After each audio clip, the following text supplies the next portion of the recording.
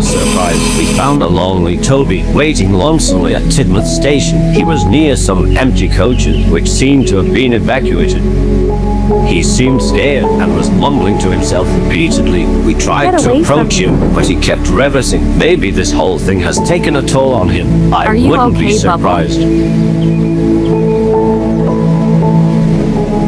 We examined the coaches, which were the red and cream fast passenger service ones that James was pulling earlier. Did he leave half his train behind? I don't recall seeing a brake coach on his train, so it must have been the case.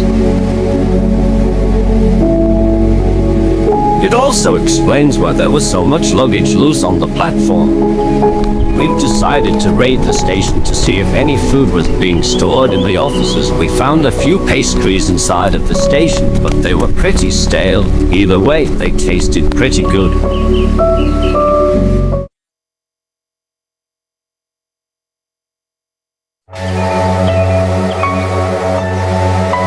Everything just happened at once. My hand is shaking right now, and I'm barely able to write.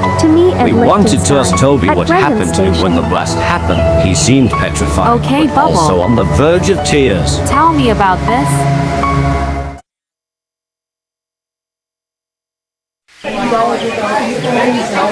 While James had just finished shunting his coach together for his next train, Toby was traveling down the line to collect Henrietta from Crovan's Gate Works, who was getting her windows replaced and a new coat of paint. He soon stopped at a signal at Tidmouth and talked to James, who was complaining about how he had to shunt his own coaches.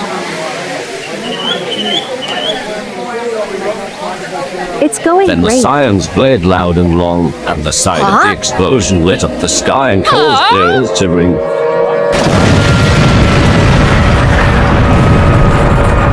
James and Toby were petrified and urged people to get into the coaches. However, only after the train was coupled up, and there was no time to grab the shunter's pole and hook them together. Toby then realized that Henrietta would be endangered and might be affected by the blast. James yelled at him to push the brake coach and two others up the line with him to protect the passengers. Toby didn't listen. The brown box slid towards the works. James furiously pulled the coaches out of the station as fast as possible while leaving 3 behind in the process, while the determined tram engine headed straight towards the direction of the blast. As the shockwave hit the station, some of the stranded passengers ran for the hills. Others stayed in the station. They've all left by now, but it explains why the interiors of the offices are completely trashed.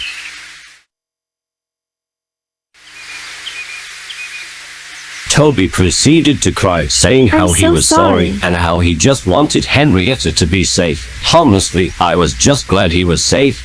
I learned that wood isn't affected by radiation, so it made logical sense that he was fine. Then a voice called out from inside of him out of the blue, in a deep, groggy voice, which said something like, "It's all your fault, Toby. You were greedy and made them suffer." We peeked inside, and what we saw was horrifying. Toby's smoke box had become sentient. A mangled face which resembled one of a troublesome truck, with heat burns mostly on the right side of its face, was located right behind where Toby's face would be. That was when it hit me. He wasn't mumbling to himself earlier. He was talking to the voice inside his head.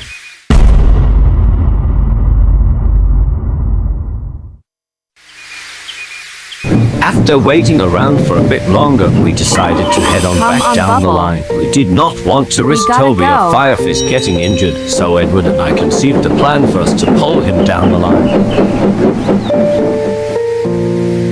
As we traveled on, Toby was breaking down more and more. Edward, being the wise sage he was, used his kind words to calm Toby down and reminded him that they would find Henrietta.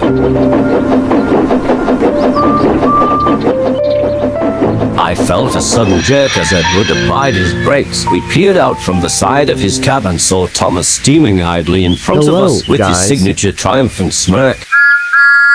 Leon had stuck his head out of the cab, saying how good of a job he did for driving his first steam engine.